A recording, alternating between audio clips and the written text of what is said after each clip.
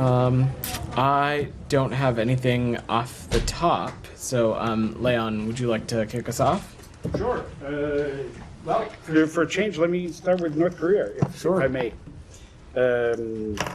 Yesterday you said that you were not in a position to confirm reports or the accuracy of reports of North Korean troops in Russia mobilizing potentially for the war in Ukraine. North Korea has denied it. Do you have any new information on that, a new assessment today? I don't have anything new to offer on that, Leon. We are continuing to look into the reports that the DPRK has sent soldiers to fight alongside Russia. If it's true that DPRK soldiers are joining Putin's war against Ukraine, it certainly would mark a dangerous and highly concerning development. As it relates to this, we are, of course, going to continue to consult with our allies and partners on the implications of such a dramatic move. Certainly, if true, it would be another reckless and dangerous action, both on the side of Russia, but of course on the side of the DPRK as well. But I'm not in a place to offer any formal assessment or confirmation from the United States today. Okay, but just to clarify, obviously the South Koreans have been pretty specific on this with numbers and a lot of information. I'm sure they've shared that information with you. Do you not have yet confidence in South Korean intel? So, Leon, it's not at all about confidence at all. Of course, we have a close and important partnership relationship with our ROK partners. It is important, of course, that these are their deliberative processes as it relates to these kinds of things. When we are speaking on behalf of the United States, and certainly when I'm up here as a U.S. official speaking on these things, we want to make sure to have the most up-to-date and accurate assessment to offer you. And what I can say right now is echoing what I said yesterday, is that we are continuing to look into those reports.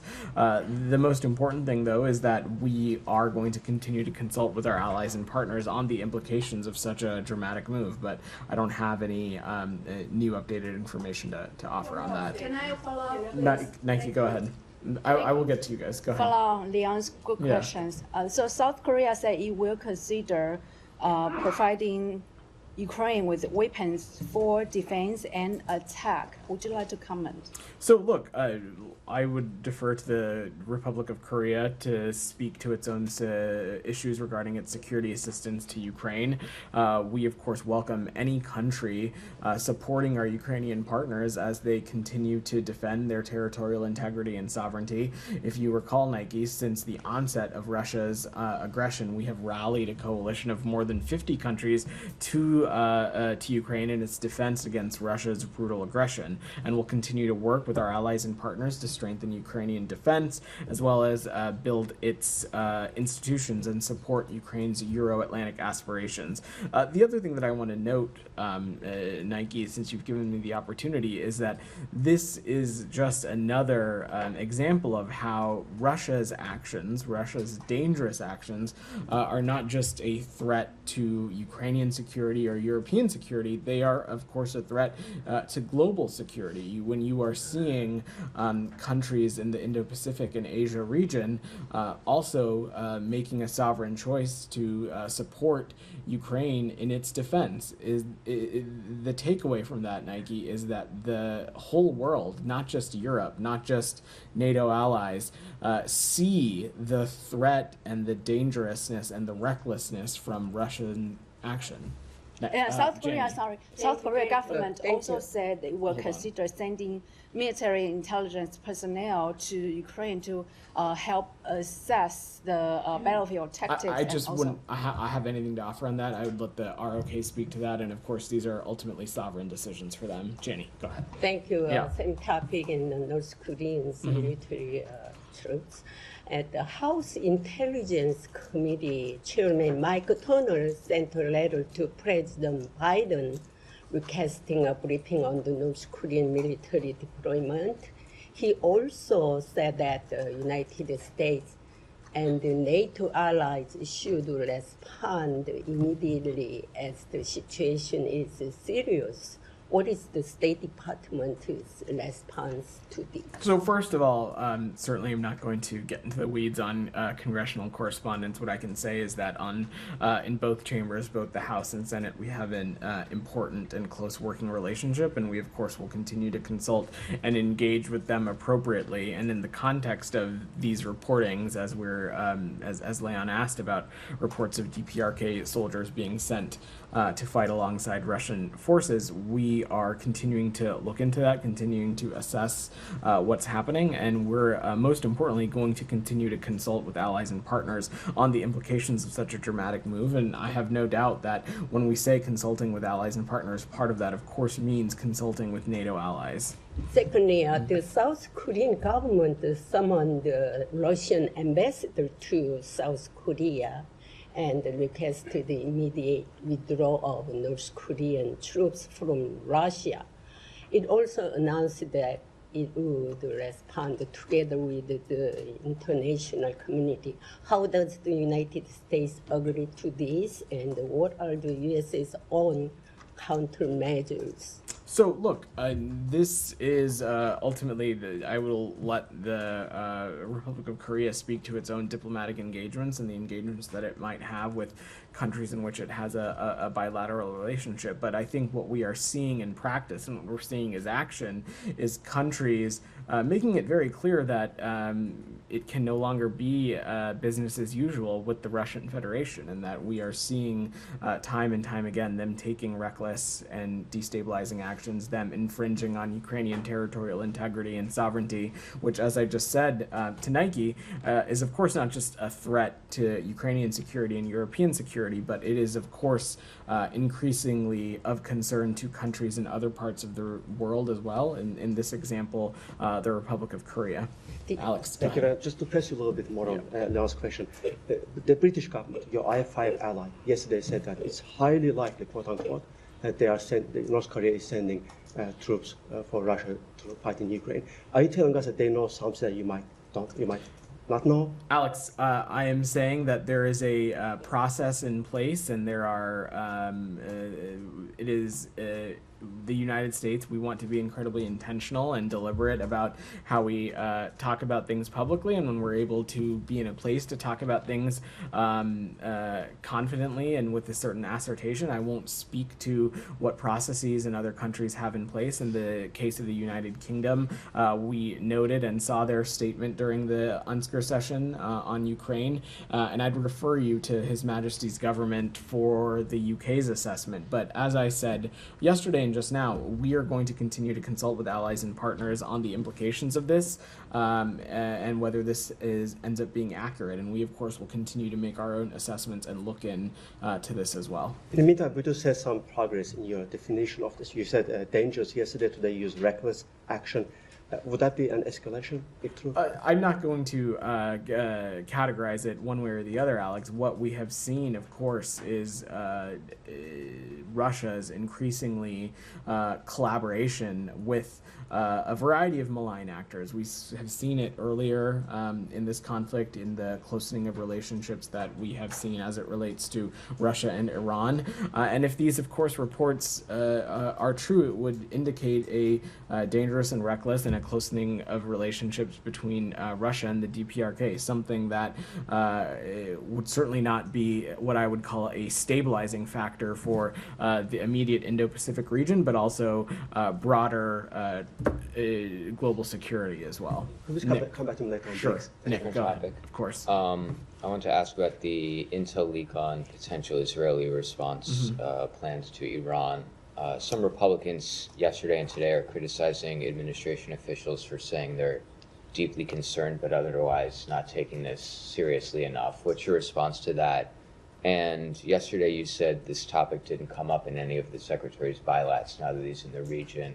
and having bilaterals today, so that's still the case. So I don't have anything to read out on the Secretary's government-to-government engagements today beyond some of the readouts that we've already made public, and so I would refer you back to there. Look, as it relates to the issues surrounding the unauthorized disclosure, I think many of you have seen the statement from the FBI, who have indicated that they are investigating this. They've announced that, and I will defer to them to speak to it. Certainly, we would take any unauthorized disclosure. It's something that we take very seriously, and it is, of course, incredibly concerning. There are appropriate entities of the U.S. government that are the appropriate authorities for these kinds of things, and we, of course, will defer to them when these things happen. Simon, go ahead. Can we come to Lebanon? Sure. France is hosting a conference to try to make some progress on the issue. Does the US sort of support the French initiative to hold this conference, and what are you hoping will be agreed there? Well, look, we of course are always eager and to engage with partners on important issues, including what is currently happening in Lebanon.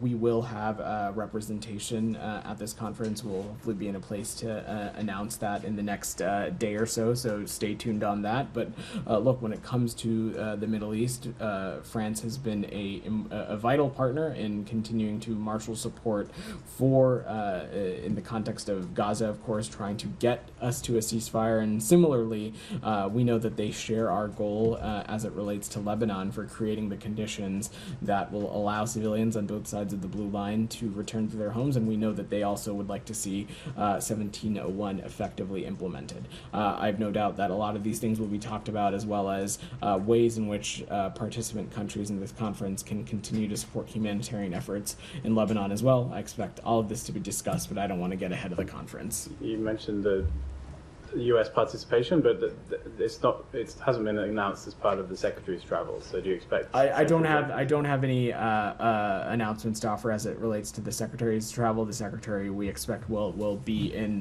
the Middle East region, as we've been talking about this whole week. But we will have participation at a senior level at the conference. Okay, so if you don't send the Secretary, doesn't that sort of signal some lesser support for this initiative? Not at all.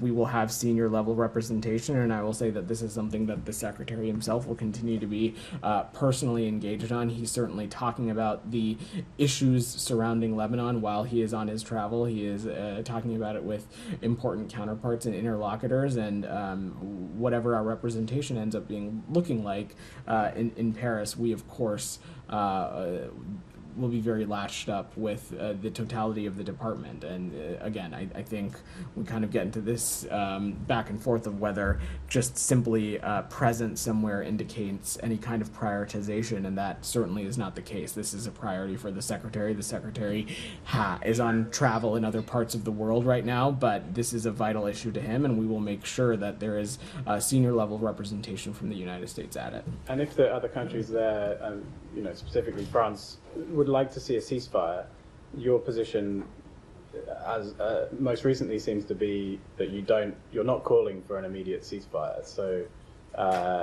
is this administration out of line with European allies, particularly, but allies who would like to see this conflict come to an end? Look, Simon, I will let European allies speak for themselves, but we know that there's a convergence between us and our European allies on what we all want to see, and what we all want to see ultimately is the effective implementation of 1701, but more importantly, the conditions created so that civilians can return to their homes on both sides of the blue line. And perhaps even broader than that, we want to see the country of Lebanon be able to stand on its own 2 feet out of the stranglehold from Hezbollah. I am not going to speculate on what proposals and ideas may come from the conference. I think that's the purpose of these kinds of engagements, to have these important conversations in multilateral settings, and we'll let that process move forward. Jenny, go ahead. I want to ask about the Israeli strike near a hospital in southern Beirut. Does the U.S. have comment on this strike that killed more than a dozen people and left dozens more injured.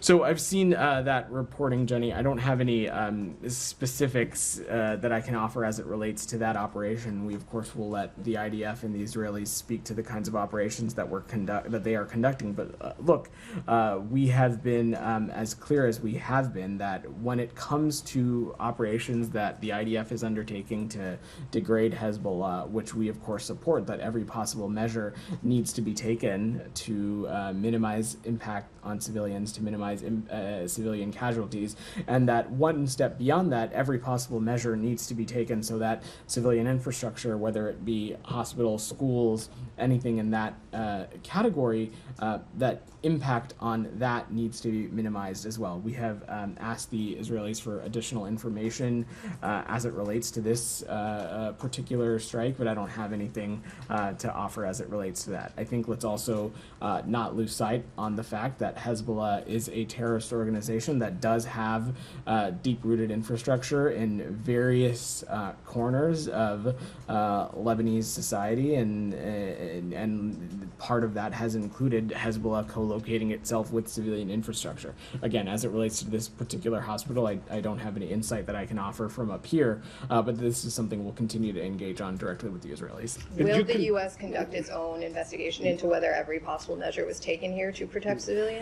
Broadly speaking, Jenny, we have measures and levers and processes in place to ensure that international humanitarian law was abided by, that civilian harm was minimized in whatever way possible. I certainly wouldn't speak to that in these settings, and we would not necessarily open our own investigation at this point. Has there been any investigations into whether Israeli measures in Lebanon or Gaza have taken every possible measure? I just wouldn't speak to ongoing or deliberative processes. We have whether any of those have wrapped up. We have talked about the tools that the United States has at its disposal to do this work. Basically since the onset of October 7th. I know this group is quite familiar with them, whether they be CHURG, whether it be the Leahy process, whether it be the conventional arms transfer policy, and various other things. All of those are active, ongoing things that the United States continue to have at its disposal to assess circumstances around any country in which we have a security relationship with. And that, of course, is going to continue and will always be effective implementers of U.S. law. Leanne, I'll pass. Okay. Can I just ask quickly one more? Yeah. Did the Secretary get any commitments from the Israeli government today that they would increase humanitarian aid to northern Gaza after the letter last week? The Secretary in his readout, which I know you all saw, was pretty clear in his readout that there are still many things and many progress markers that we need to see as it relates to the flow of humanitarian aid. I don't have any specific commitments to outline beyond what was in the readout. I asked because the Israelis don't make any mention of it in their own readout of that meeting. Well, look, I am not a spokesperson for them. I'm a spokesperson for the U.S. government, and it is something that the Secretary has placed significant emphasis on, both in the letter from earlier in the month, the letter from April, but also the consistency at which the Secretary has raised humanitarian aid. And the Secretary made very clear that there are continued areas where we need to see market improvement. Michelle, and then I'll come to you, Said. Michelle, go ahead. Yeah, thank you. Does the U.S. still consider the UN Security Council Resolution 1701 as the only solution for the war between Israel and Hezbollah? We certainly do, and I know that there's been a lot of interest in 1701 over the past couple of days, and perhaps a little bit of misunderstanding in how. Or misinterpretation in how it's being discussed. So let me just be unequivocally clear. What we want to see is the effective implementation of 1701. We think that it is vital and it can help create the conditions that will ultimately allow civilians on both sides of the blue line to return home. The Secretary has been clear about that. I know, Michelle, you always like to ask about what Special Envoy Hochstein has been up to. It's something he has been very clear about in his travels and in his engagements as well. The Secretary reiterated that with the Prime Minister, as you saw in the readout that the travel team just put out, and it's something that we will continue to stress.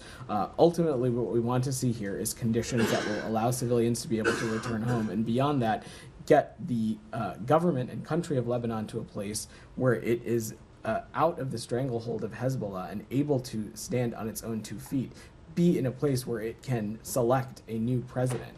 All of these things we have been unequivocally consistent and clear about. But if the parties in the past, as Amos Hochstein said in Beirut, failed to implement the 1701, what will make them or will force them to implement it this time? So I'm just not going to speculate, Michelle, on what might or might not happen. What I am offering you is what our perspective has been and what we think is a credible and clear solution that is a step in the right direction, and we think that is the effective implementation of 1701. And finally, Congressman Lahoud and Isa sent a letter to the president asking them to put pressure and sanctions on the Speaker of the House, Nabi Berri, to elect a new president. Are you considering such move? So certainly would not, first, again, just would not get into the details of our congressional correspondence. We engage with members of both the House and Senate pretty regularly, and certainly am not in a place to preview or get into what actions we may or may not be considering. But when we talk about what we want to see for the future of Lebanon, selecting a president is, of course, at the top of that list. We want to see a president that is reflective of the will of the Lebanese people, and we want to see a government that is free from the stranglehold of Hezbollah. Said, go ahead. Thank you, Yeah. Vedant. Now, Vedant, from this podium, we heard some time back that if Sinwar was to depart the sea, the war would end. Now, I remember things akin to it would end tomorrow and so on.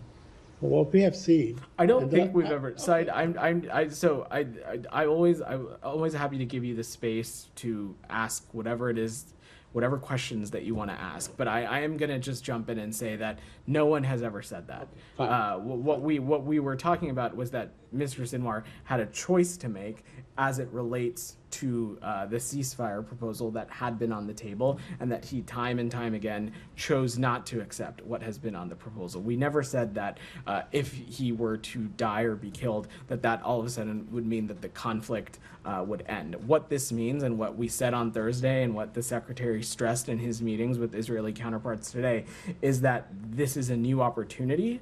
His death is a new opportunity to reinvigorate that conversation and work to get a ceasefire proposal, one that allows an influx of humanitarian aid into Gaza, one that brings the remaining hostages home, including the 7 Americans, and get us on a path to diplomacy that we hope will help get this region out of the endless cycles of violence. That's what this is about. fair enough. Now, what we have seen since Sinwar's death is really an intensification of this assault. As a matter of fact, it probably surpasses other times. Israel has always greeted American officials, the Secretary Blinken, with increased assault on Palestinians and so on. But we have seen really, a spike in killing dozens, hundreds of Palestinians since last Thursday, when they announced the killing of Sinwar, even with some people calling for resettlement in Gaza and so on.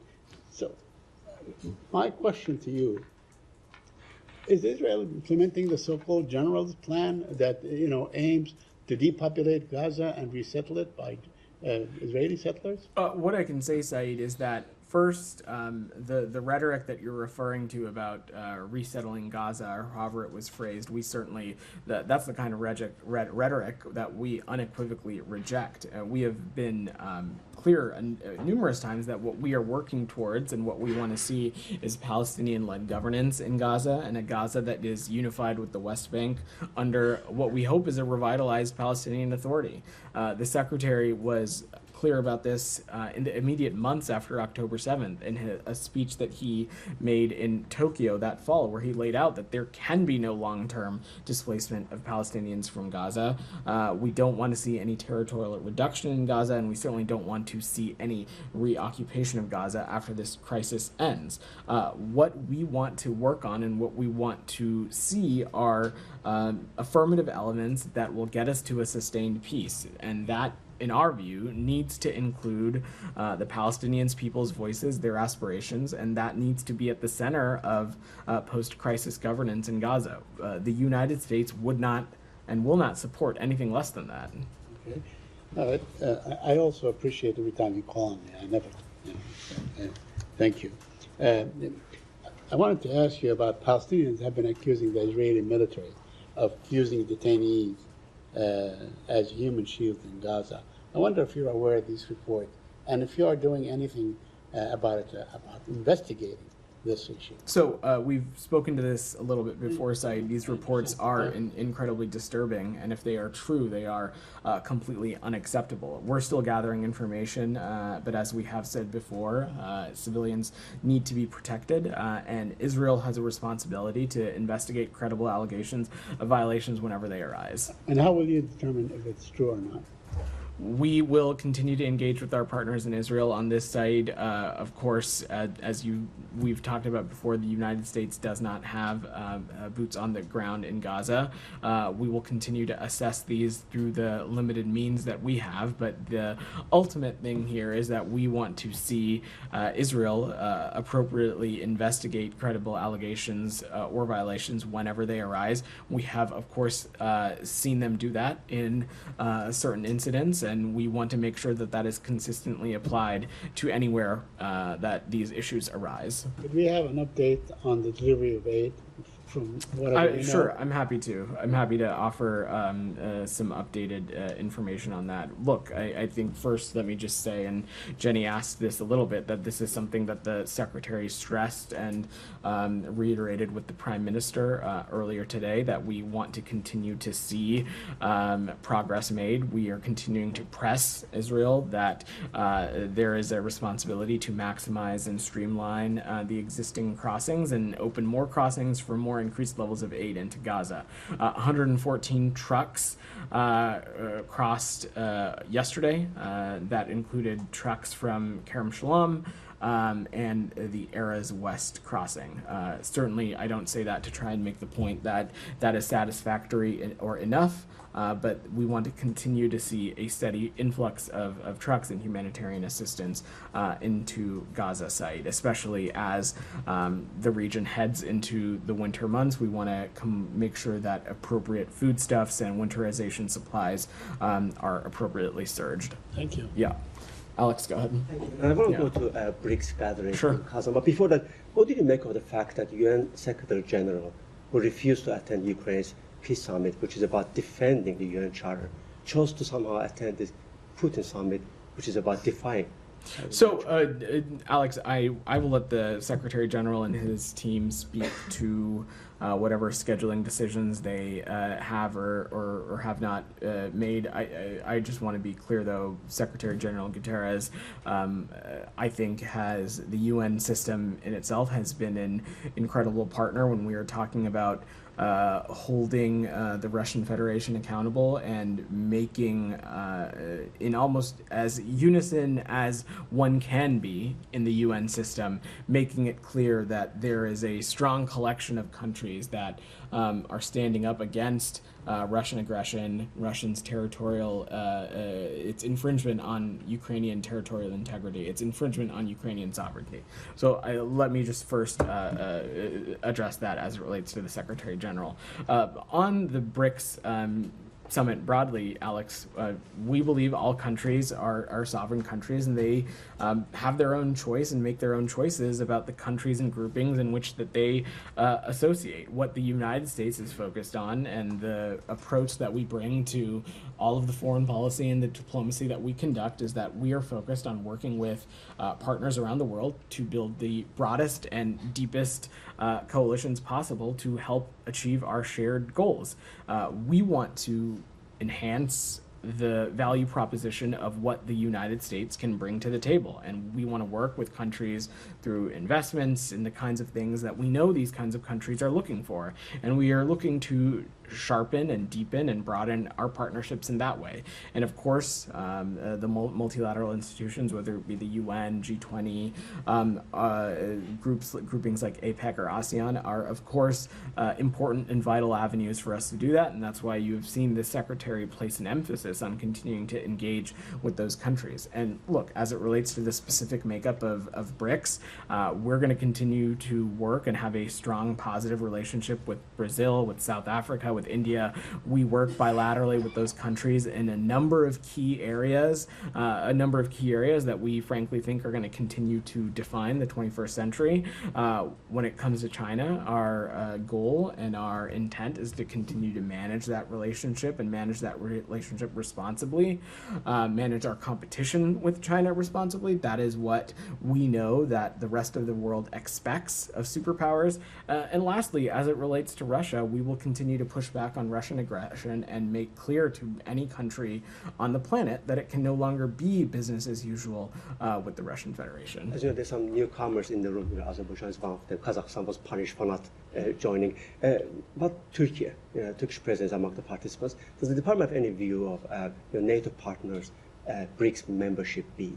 No, this is an issue for our Turkish partners to speak to. Turkey is an important and vital NATO ally, and as I said at the beginning, we believe that countries are able to chart their own foreign policy and choose whatever countries and groupings in which they associate.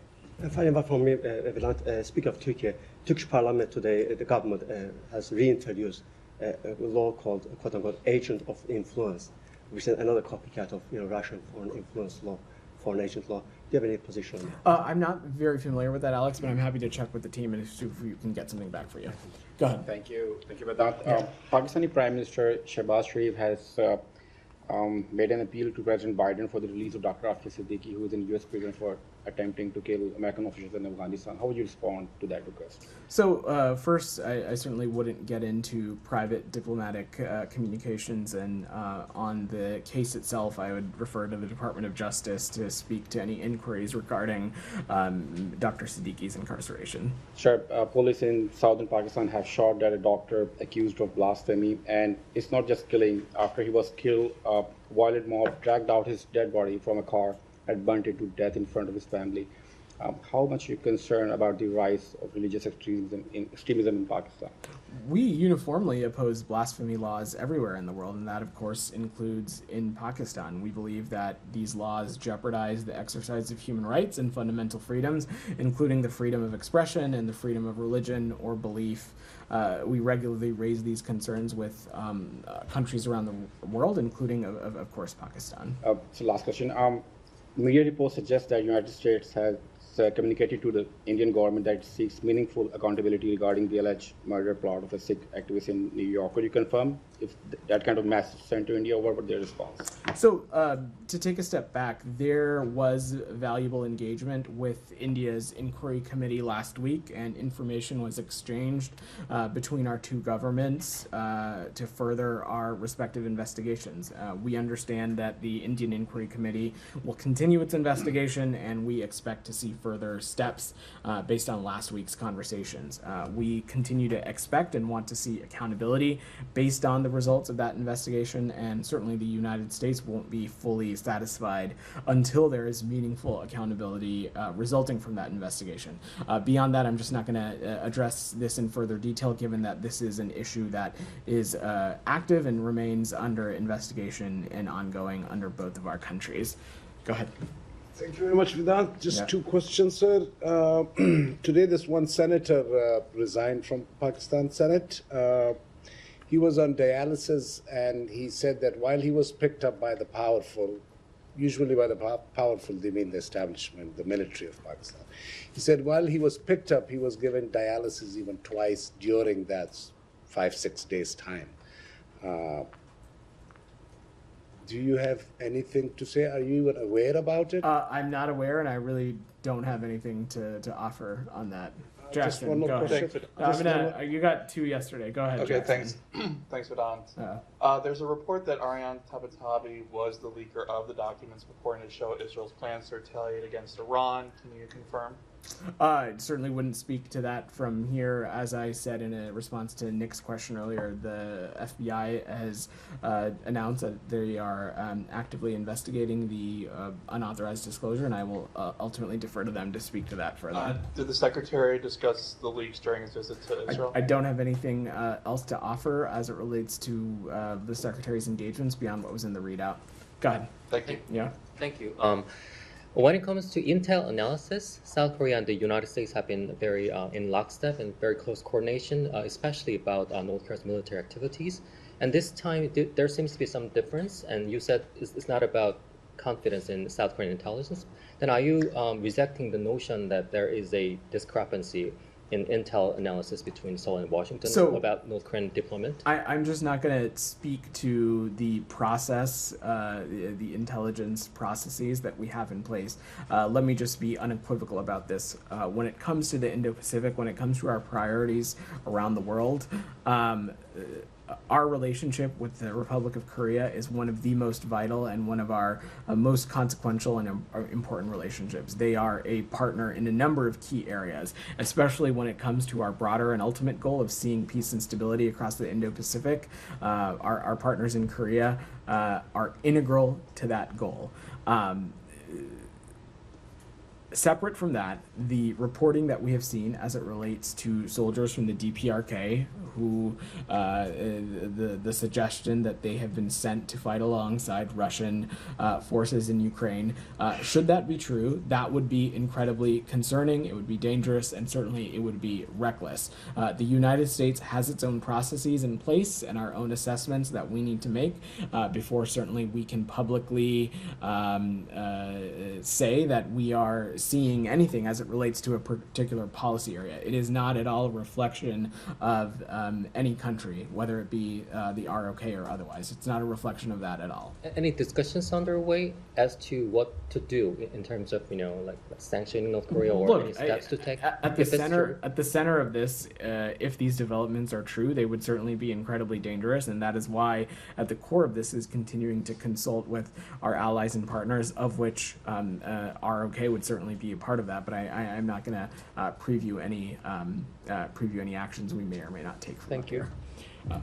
Go ahead. Do you know how many aid trucks arrived in northern Gaza over the weekend up until today? I don't have a specific breakdown for you on transit intra-Gaza. What I can say is what I answered to Saeed's question is that there were, and I will pull up the number again just to be precise, it was on October 21st, 114 trucks that we saw enter Gaza, which again, not at all, don't offer that statistic to say that that is satisfactory, but that is the updated metric that we have, and simultaneously we of course are stressing with partners in Israel that more needs to be done to enhance the flow of humanitarian aid. I ask because a journalist yesterday on the ground in northern Gaza yesterday told me that an UNRWA facility in Gaza City had received 7 trucks containing flour and canned goods, but which have yet to be distributed, but received no water. I don't know what you do with flour without water, but they're having a hard time even distributing these because of the ongoing onslaught there. I'm just going to stop you right there. We are not at all saying that the situation has improved or that the situation is satisfactory. Far from it. We have, in the immediate days following the letter that Secretary Blinken and Secretary Austin sent, we saw some important steps in the right direction as it relates to particular border crossings. Those were good positive signs. I can say that on October 21st, 114 trucks made its way into Gaza, but of course we are continuing to see challenges as it relates to ensuring that aid is getting to where it needs to go within Gaza. That's something that we are continuing to work closely on with partners in Israel, NGO partners, and international organizations, and that's something we'll continue to stress. All right, everyone, we're going to wrap there. Thanks.